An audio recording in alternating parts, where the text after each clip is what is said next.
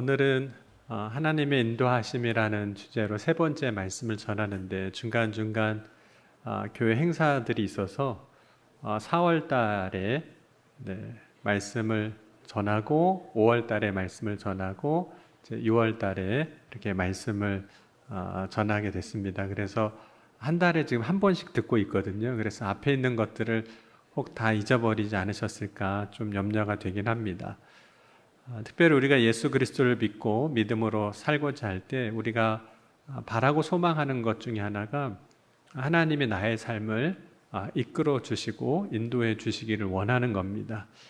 왜냐하면 우리가 예수를 믿고 구원은 받았지만 이 땅을 살아가는 동안 하나님의 인도하심을 받고 살아갈 때 결국에는 그 믿음도 끝까지 지키고 승리하는 삶을 살아갈 수 있기 때문입니다.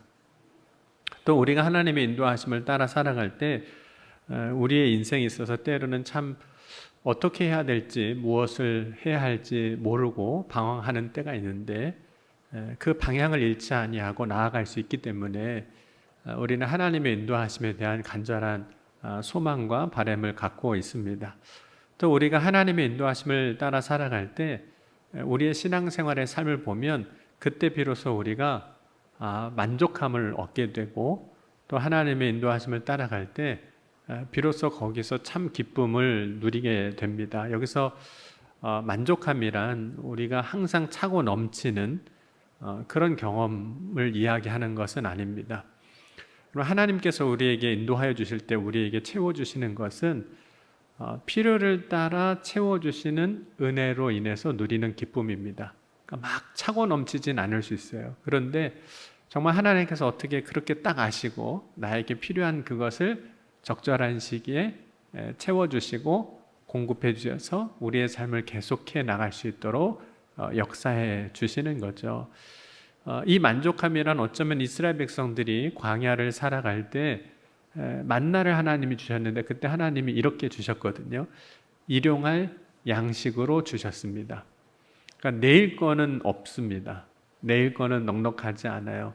그런데 오늘을 살아갈 수 있는 필요한 것을 주셔서 오늘을 살고 그 오늘이 또 내일의 삶이 되고 그 내일의 삶이 또 우리의 앞으로의 계속의 삶이 되게 하신 거죠. 그래서 출애굽기 16장 4절 보면 이렇게 말씀합니다. 그때 여호와께서 모세에게 이르시되 보라 내가 너희를 위하여 하늘에서 양식을 비같이 내리리니 백성이 나가서 일용할 것을 날마다 거둘 것이라 이렇게 말씀합니다. 여러분은 하나님이 일용할 양식을 채워주시면 좋으시겠어요? 한 10년치 한꺼번에 주셨으면 좋겠습니다. 우리는 좀 많이 미리 좀 쟁겨놓고 이렇게 하고 싶지 않아요?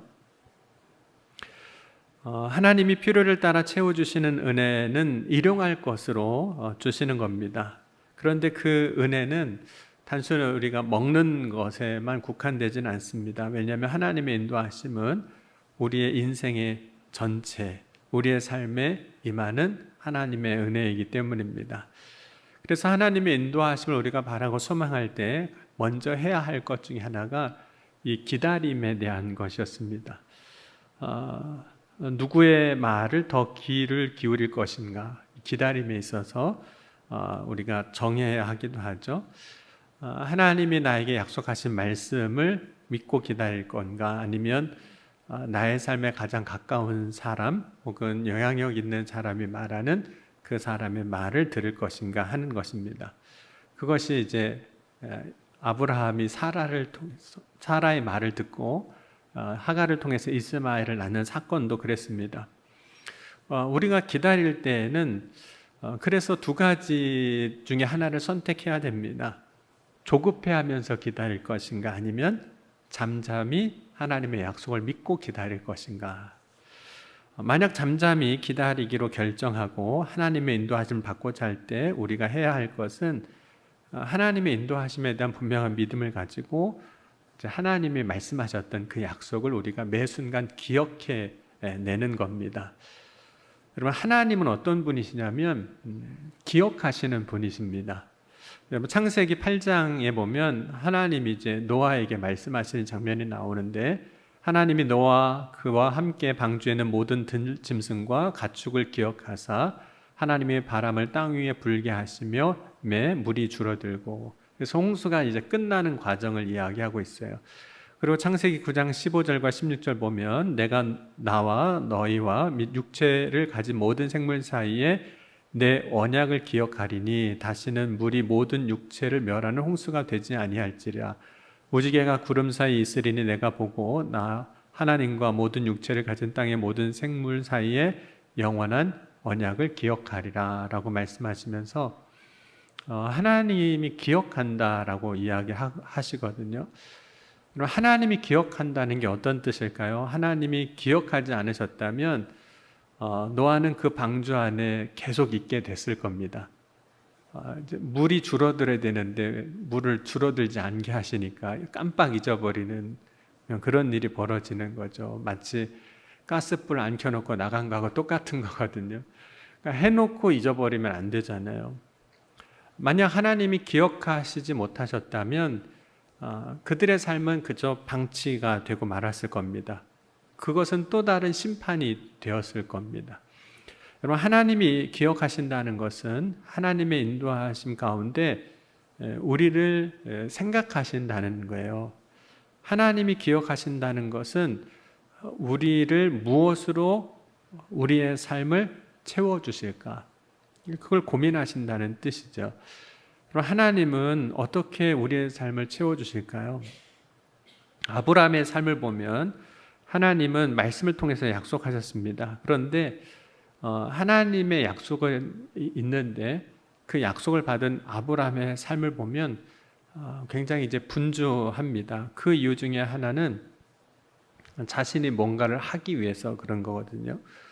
여러분, 우리도 뭔가를 하기 위해서 실상 우리의 일상을 살다 보면 굉장히 바쁘게 살아갑니다. 분주하게 살아가죠. 하나님은 자신이 아브라함에게 말씀하신 대로 오늘 창세기 1장 21장 보면 사라를 돌보시고 행하시고 사라가 임신하게 하시고 아들을 낳게 하셨습니다. 그 전에 아브라함은 하나님이 주신 약속을 이제 다시 받습니다. 창세기 18장을 보면 18장 10절과 14절 다시 한번 보겠습니다. 하나님이 어떻게 기억하고 계시는지. 네, 창세기 18장 10절과 14절입니다. 우리 찾으셨으면 같이 한번 읽겠습니다. 그가 이르시되 내년 이맘때에 내가 반드시 내게로 돌아오리니 네 안에 사라에게 아들이 있으리라 하시니 사라가 그 뒤 장막문에서 들었더라. 14절입니다. 여호와께 능하지 못할 일이 있겠느냐? 기한이 이를 때 내가 내게 돌아오리니 사라에게 아들이 있으리라. 이게 아브라함이 99세 때 하나님이 말씀하신 것인데 75세에 말씀하셨던 것을 하나님은 까마득하게 잊고 계셨던 것이 아닙니다. 하나님은 계속 기억하고 계셨어요. 여러분, 하나님은 이 약속을 통해서 하나님이 아브라함에게 하신 약속을 잊지 않고 기억하고 계시다는 사실을 말씀해 줍니다. 그러면 아브라함은 하나님이 아브라함에게 하신 약속을 기억한 것처럼 아브라함도 하나님이 자신에게 하셨던 약속을 기억하고 있었을까요? 24년 전 하나님이 약속하신 아브라함은 어떻게 하고 있었을까요? 여러분, 혹시 24년 전에 약속한 거 기억나세요? 24년 전에 약속한 거.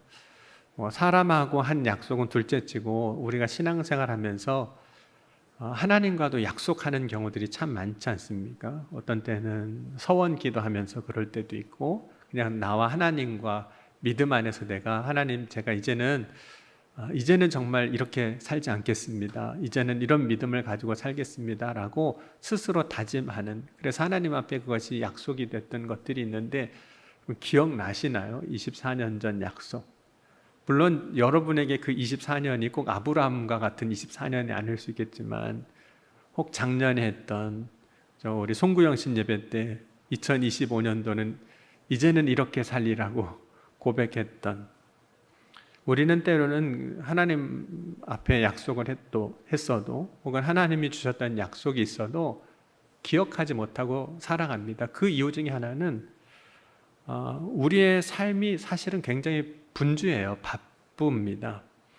그러니까 지금 21장에 하나님께서 다시 기억하시고 말씀하시기 전에 아브라함의 삶을 이렇게 되돌아보면 아브라함 참 바쁘게 살았구나라고 생각이 되어집니다.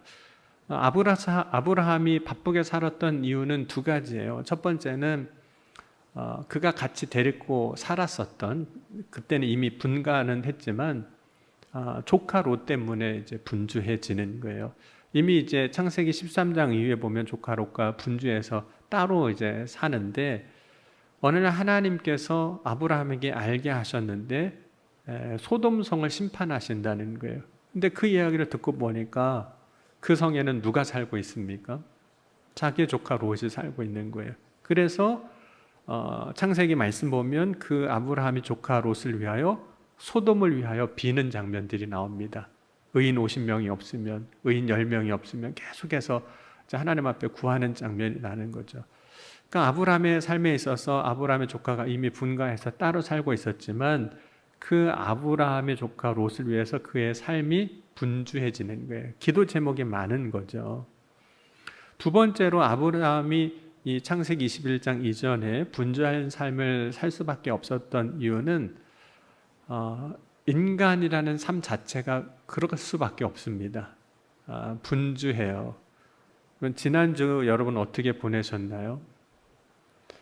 저도 뭐 이제 일이 있어서 바쁘긴 했지만 꼭 일이 없어도 한 주간 살아보면 뭐 이렇게 바쁘게 살았나, 바쁘게 그냥 살아요. 우리 인생 자체가 그렇습니다. 아브라함이 이제 네겝으로 이주를 하게 되고 이제 가데스와 술 사이 그랄 지역으로 내려와서 거기서 이제 거주하게 되는데, 그때 아브라함이 했던 일 가운데 하나가 애굽에 내려가서 했던 것처럼 자신의 아내를 누이라고 속이는 그런 일들이 또 한 번 벌어집니다. 여러분, 아브라함의 삶에 있어서 이런 분주함이 아브라함으로 하여금 잊어버리게 하는 것이었어요. 하나님이 말씀하셨던 거 까마득하게 잊어버리는 거예요. 내 삶이 바쁘다 보니까, 내 삶이 분주하다 보니까. 어쩌면 분주하게 살아가는 것은 오늘 아브라함 시대나 지금 뭐 문화적으로 시대적으로 좀 다를 수 있지만, 삶의 자리는 다르지만 인간이라는 삶 자체를 되돌아보면 다 바쁩니다. 다 분주하게 살아왔어요. 분주하게 살아가고 있다는 것 중에 하나가 우리가 이제 기억하지 못한다는 거죠. 여러분, 우리는 본래 기억하는 존재입니다. 저와 여러분이 기억하는 존재인데, 이 분주함이 우리로 하여금 그 기억을 잊어버리게 만든다는 거죠. 그런데 그 기억을 잊어버리는 것이 그냥 기억을 잊어버리는 것이 아니라 하나님의 약속을 잃어버리게 만든다는 거예요. 그러니까 잊는 것이, 그냥 우리의 기억 속에서 잊어지는 것이 실제로는 하나님의 약속을 잃어버리게 만든다는 거죠. 그래서 우리가 분주한 삶을 살아갈 때 조심해야 할 것이 있습니다. 그것은 기억을 잃어버리지 않는 것. 여러분, 실제로 우리가 기억을 안 잃어버릴 것 같은데 잃어버린다는 거예요. 여러분, 창세기 보면 요셉이 이제 꿈을 꿉니다. 그 꿈이 하나님이 주신 꿈이죠. 요셉이 이제 높은 자리에 올라가는 그런 꿈이에요. 그것이 결국은 애굽의 총리가 되는 것인데, 그 꿈을 이제 형들에게 이야기하고 아버지한테 요셉이 이야기하니까 형들이 안 그래도 요셉이 미운데 더 미워 죽겠는 거예요. 그래서 창세기 37장 5절에 보면 요셉이 꿈을 꾸고 자기 형들에게 말하며 그들이 그를 더욱 미워하였더라. 그런데 요셉은 꿈 이야기를 듣고 나서 좀 자기만 알고 있으면 어떻습니까? 형들이 미워하는 걸 알면서 굳이 또 형들한테 가서 다 얘기를 해요. 그래서 또 더 미움을 받습니다. 근데 그 이야기를 아버지는 듣잖아요. 야곱이 듣습니다. 여러분 같으면 여러분의 자녀가 꿈꾼 그 이야기를, 하나님이 주신 꿈에 대한 이야기를 듣고 나서 여러분 어떻게 하시겠습니까? 그럼 창세기 37장 11절 한번 같이 보겠습니다. 아들의 꿈이에요. 하나님이 주신 아들의 꿈. 창세기 37장 11절입니다.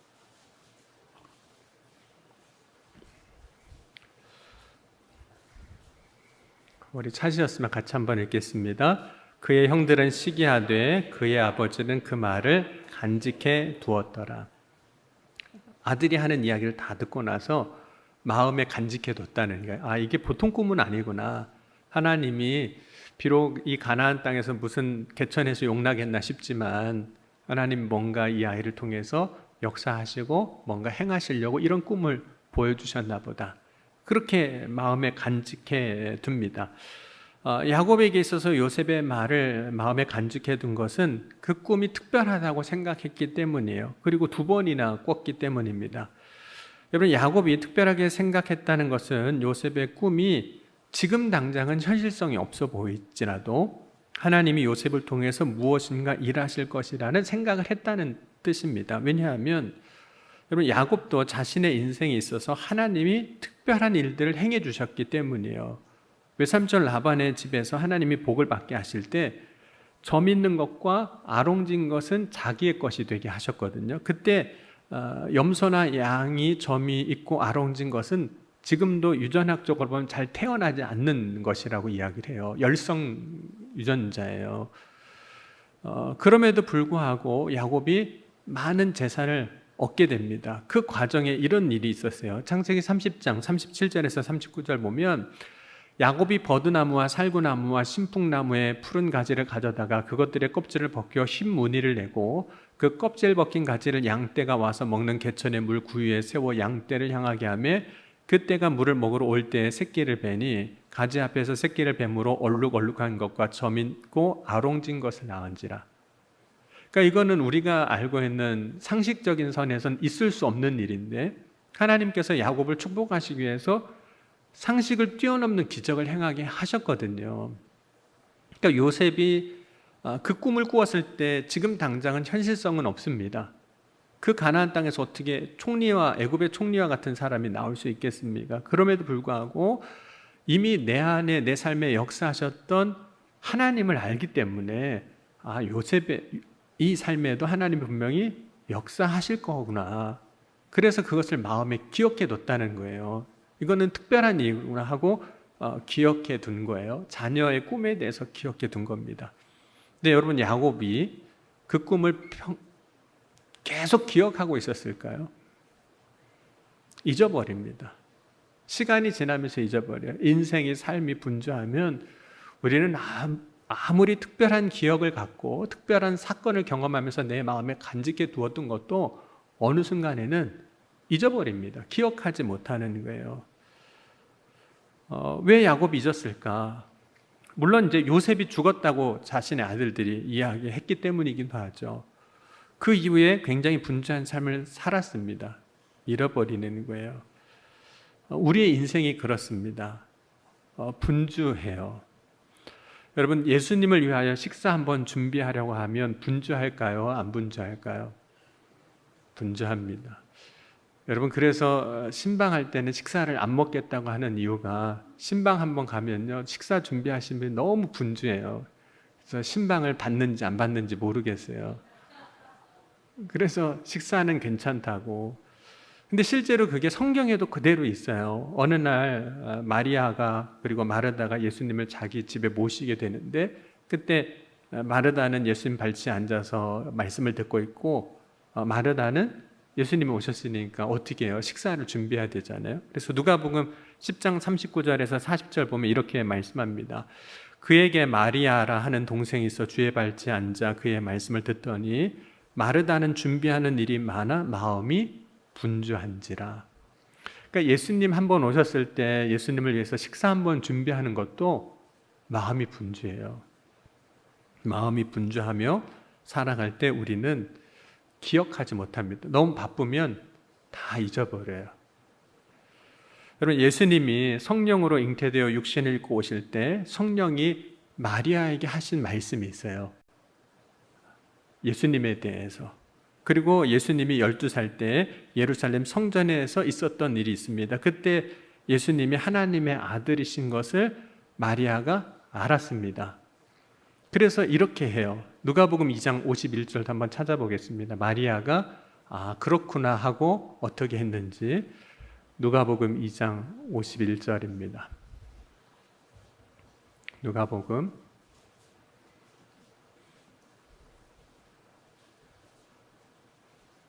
2장 51절 같이 한번 읽겠습니다. 예수께서 함께 내려가사 나사렛에 이르러 순종하여 받드시더라. 그 어머니는 이 모든 말을 마음에 두니라. 그제서 다시 또 생각난 거예요. 아, 그렇지. 예수님이 지금 12살이지만 하나님의 아들이셨지. 성령으로 잉태된 메시아시고 우리 가운데 함께 하신 임마누엘이라는 사실을 알았어요. 그래서 마음에 두었습니다. 그런데 여러분, 앞서도 이야기했지만 인생은 늘 분주하잖아요. 여러분, 예수님의 동생들이 있는 거 아시죠? 아, 처음 들어보세요? 네. 예수님의 동생들이 있었다는. 자식 키우니 얼마나 분주하겠어요. 자식 키우면서. 근데 말씀을 마음에 두었음에도 불구하고 자식 키우면서 일상생활을 살아가면서 그때 마음에 두었던 그것을 다 잊어버립니다. 기억하지 못하는 거예요. 그래서 어떤 일이 벌어지냐면 이제 예수님이 30살쯤 되셨을 때 이제 공생의 사역을 시작하실 때 가족들이 예수님을 안 믿습니다. 그래서 처음에는 가족들이 예수님의 사역을 좀 방해하는 그런 일들도 있었어요. 그 이유는 예수님께서 기적을 행해 주시지 않아서가 아닙니다. 전에 기억하고 있었던 것을 우리의 인생의 분주함 속에서 다 까마득하게 잊어버린 거예요. 예수님이 누구신지 그냥 다 잊어버린 거예요. 그때 마음에 두었던 하나님의 말씀도 다 기억하지 못하고 잊어버립니다. 여러분, 오늘 우리도 일상을 분주하게 살아갑니다. 그래서 지난달에 한 설교를 내년에 해도 괜찮습니다. 다 잊어버리시니까. 네. 예화만 똑같지 않으면 아마 생각 안 나실 거예요. 네. 왜냐면 우리가 일상에서 분주하게 살아가니까 들었어도 다 잊어버려요. 그때는 감동도 받고 그때는 은혜도 받고 이건 정말 나한테 주시는 말씀이구나. 내 마음에 평생 새기고 붙잡고 가야지. 하나님 주신 내 중심에 주신 말씀이지. 이렇게 해놓고도 1년 지나면 또 지나면 우리의 일상의 분주함 가운데서 그것을 기억하지 못하고 다 잊어버린다는 겁니다. 앞서도 이야기한 것처럼 지난주에 저도 한 주간 굉장히 분주하게 보냈습니다. 근데 그 분주함 속에서 이제 토요일 날 이제 오늘 이제 말씀을 준비하면서 이렇게 생각해 보니까 제가 잊고 있었던 사실이 하나 있었어요. 그 가운데 주님이 계속해서 나와 함께 계셨다는 사실이에요. 근데 그때뿐이겠습니까? 늘 함께 계신데 우리는 우리의 일상의 바쁨과 분주함과 그 삶 가운데서 주님께서 함께 하시고 또 주님이 말씀하셨던 것들을 기억하지 못하고 잊어버리고 마치 고아처럼 이제 살아간다는 거죠. 그런데 분주함 가운데 우리는 하나님의 약속조차 말씀조차 기억하지 못하고 살아가지만 하나님은 결코 잊지 않으셨다는 겁니다. 우리의 분주함 속에서 살아가는 그 삶 속에서 하나님은 신실하게 우리에게 말씀하신 것을 기억하시고 이루어 가셨다는 거예요. 여러분, 사도 바울은 자신의 인생에 있어서 2개의 열심이 있었다고 고백합니다. 그가 가지고 있었던 첫 번째 열심은 이런 거였어요. 사도행전 22장 3절과 5절 말씀 한번 보겠습니다. 2개의 열심이 있다라고 고백을 하거든요. 사도행전 22장 3절에서부터 5절입니다.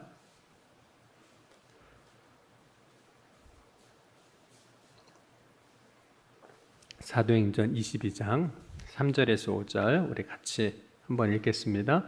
나는 유대인으로 길리기아 다수에서 났고 이 성에서 자라 가말리엘 문화에서 우리 주상의 율법의 엄한 교훈을 받았고 오늘 너희 모든 사람처럼 하나님께 대하여 열심히 있는 자라.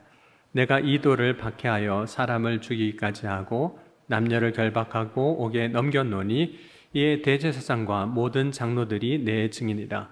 또 내가 그들에게서 다메섹 형제들에게 가는 공문을 받아가지고 거기 있는 자들도 결박하여 예루살렘으로 끌어다가 형벌을 받게 하려 가더니. 그래서 자기에게 있었던 첫 번째 열심은 교회를 박해하는 것, 예수 믿는 사람들 박해하는 일, 그 일에 열심이었다고 하죠. 이 자기 열심이에요. 그런데 실제로 자기 열심을 가지고 살아갈 때 실상은 하나님의 뜻에 벗어난 그 삶을 살아갔던 겁니다. 그런데 바울이 나중에 자기의 인생에 두 번째 열심이 있다고 이야기하는데 그 두 번째 열심을 뭐라고 표현하고 있냐면 하나님의 열심이라고 이렇게 표현합니다. 고린도전서 11장 1절 2절도 한번 같이 보겠습니다. 고린도전서 11장 1절과 2절입니다.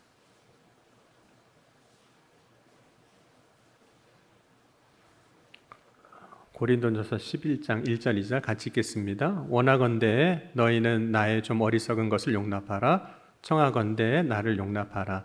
내가 하나님의 열심으로 너희를 위하여 열심을 내노니 내가 너희를 정결한 처녀로 한 남편인 그리스도께 드리려고 중매함이로다. 그러나 나는 이라고 이야기하면서 내게 있는 또 다른 열심이 있는데 그것이 뭐냐면 하나님의 열심으로 내가 열심을 낸다 이렇게 이야기를 합니다. 실제로 하나님은 우리를 위하여 우리를 기억하시고 일하실 때 대충 하시는 분은 결코 아닙니다. 하나님이 하나님의 열심을 가지시고 일하고 계시는 거예요.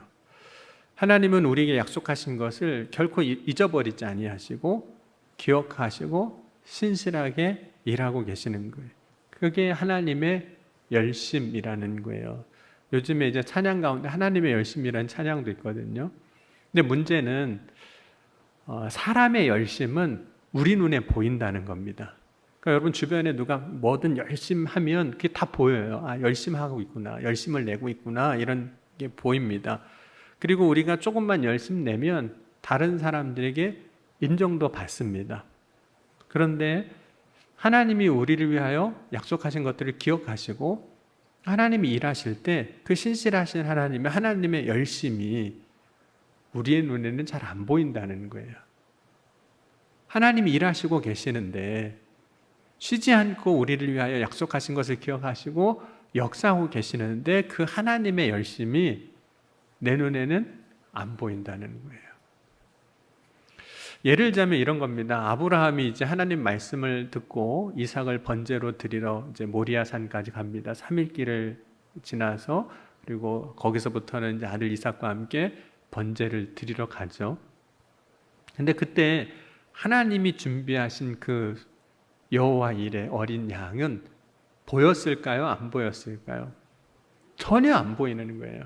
분명히 하나님이 그 일을 준비하고 계셨고 그 일을 위하여 일하고 계셨는데 하나님이 일하시는 것은 그 순간 아무것도 안 보였다는 거예요. 마지막에는 보였어요. 하나님이 이렇게 일하셨구나. 하나님이 이렇게 준비하셨구나. 하나님이 이렇게 역사하셨구나 라는 사실을 그 마지막 순간에는 봤지만 그 과정에서는 하나님의 그 열심으로 일하시는 그 일이 하나도 안 보였다는 거예요. 그래서 창세기 22장 13절 14절 보면 이렇게 말씀합니다. 아브라함이 눈을 들어 살펴본즉 한 수장이 뒤에 있는데 뿔이 수풀에 걸려 있는지라 아브라함이 가서 그 수장을 가져다가 아들을 대신하여 번제로 드렸더라. 아브라함이 그 땅 이름을 여호와 이레라 하였으므로 오늘까지 사람들이 이르기를 여호와의 산에서 준비되리라 하리라. 그러니까 하나님의 인도하심 분명히 있었어요. 하나님은 기억하시고 역사하시는 거예요. 근데 그 과정에서는 우리가 안 보이니까 답답하기도 하고 하나님이 진짜 일하시는 건 맞나? 하나님이 인도하시는 게 맞나? 의심하기도 하는 거죠. 여러분 우리가 하나님의 인도하심을 받으려면 해야 할 것이 있는데 그것은 하나님이 말씀하신 것을 기억하는 거예요. 하나님은 결코 잊지 않으셨다는 거예요. 우리 눈에 보이지 않아도 하나님은 하나님의 열심으로 신실하게 일하고 계시다는 겁니다. 우리는 종종 우리의 분주함 가운데서 하나님의 약속을 잊어버리지만 하나님은 신실함으로 일하고 계신다는 거예요. 여러분 하나님이 하나님의 열심으로 이루어 놓은 자리에 우리가 가기 위해서 해야 할 것은 하나님의 인도하심을 믿고 그 약속을 기억하는 거죠. 그래서 그 자리에 가서 그러니까 모리아산에 가서 비로소 우리가 그걸 깨닫는 것처럼 오늘 이 시간 저와 여러분의 삶에도 하나님이 인도하심이 있음을 믿고 신실하신 하나님을 신뢰하며 하나님의 약속을 기억하는 저와 여러분이 될 수 있기를 주의 이름으로 간절히 축원합니다. 오늘 하나님의 인도하심을 믿고 하나님의 약속을 기다리며 나아갈 때 지금 우리가 보지 못해도 우리가 보이지 않는 곳에서 일하는 하나님의 그 열심, 하나님의 신실하심, 그 하나님을 오늘 저와 여러분 신뢰함으로 나아갈 수 있기를 다시 한번 주의 이름으로 축원합니다. 오늘 주신 말씀 붙잡고 우리 잠시 기도했으면 좋겠습니다. 주님, 오늘 이 시간 우리가 우리의 일상의 분주함 때문에 하나님께서 우리에게 말씀하셨던 것들, 우리에게 약속하셨던 것들을 잊는 자가 되지 않게 하여 주옵소서. 하나님은 우리에게 약속하신 것을 항상 기억하시고 신실하게 일하고 계심을 믿습니다. 지금 내 눈에 보이지 않아도 하나님은 하나님의 열심으로 일하고 계셔서 우리가 믿음 안에 서는 그 자리에 결국에는 하나님이 이렇게 인도하셨구나, 하나님이 이렇게 준비하셨구나 보게 하시고 또 하나님의 놀라운 역사들을 고백하게 하여 주실 줄 믿습니다. 그렇게 일하실 주님을 기대하며 소망하며 주님 나아가게 하여 주옵소서. 나를 향한 하나님의 인도하심이 있음을 굳건히 믿고 나아가게 하여 주옵소서. 이 시간 함께 오늘 말씀 붙잡고 함께 통성으로 기도하시겠습니다. 지금도 살아계시고 역사하신 하나님, 오늘 이 시간 우리를 향한 하나님의 인도하심이 분명하게 있음을 믿습니다. 우리의 일상의 분주함으로 인해서 하나님의 그 말씀을, 약속을 잊어버리는 자가 되지 아니하게 하여 주옵소서. 지금 당장 우리의 눈에 보이지 않아도 하나님은 신실하게 하나님의 열심을 가지시고 지금도 우리의 삶을 이끌어 주시고 우리의 삶에 역사하고 계시며 우리 삶을 위하여 준비하고 계심을 믿습니다. 하나님의 신실함을 믿고 믿음으로 나아가 그 준비된 곳에서 하나님이 예비하신 놀란 은혜를 함께 누리는 믿음의 삶이 되게 하여 주옵소서. 이 저녁에 온전히 주님을 고백하며 나아갑니다. 신실하신 주님을 기억합니다. 아버지 소망합니다. 우리에게 믿음을 더하여 주옵소서. 사랑해 주님 감사합니다. 오늘도 우리의 삶을 이끄시고 인도하신 주님을 신뢰하며 믿음으로 나아갑니다. 주님 약속하신 말씀을 기억하는 자가 되게 하여 주옵소서. 우리의 일상의 분주함 때문에 주의 약속을 잊어버리는 자가 되지 아니하게 하여 주옵소서.